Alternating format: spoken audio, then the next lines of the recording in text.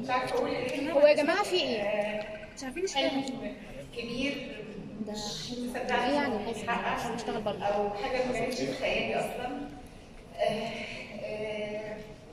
الحقيقه في امتنان وحب وتقدير لكل الفنانين اللي قابلتهم واللي امنوا بيا واللي حتى اللي ما امنوش بيا اثروا فيا.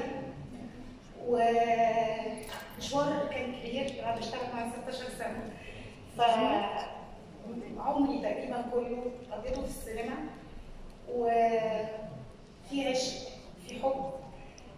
مهرجان القاهره كنت بحلم بس ادخله، فدلوقتي واقفه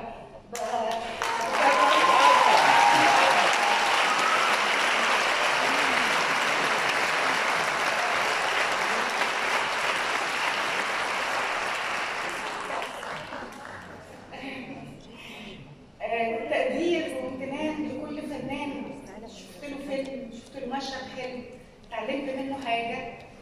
كل فنان اشتغلت معاه وقدم لي وعلمني حاجات كتير، مش عارفه اذكر هو مين ولا مين. استاذ نادر جلال، استاذ عاطف الطيب، استاذ رضوان الكاشف، استاذ اسامه فوزي، استاذ محمد خان، استاذ احمد زكي،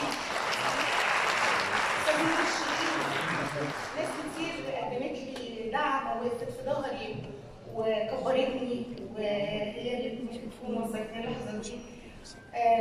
بشكر بنتي وجوزي اللي تعبوا معايا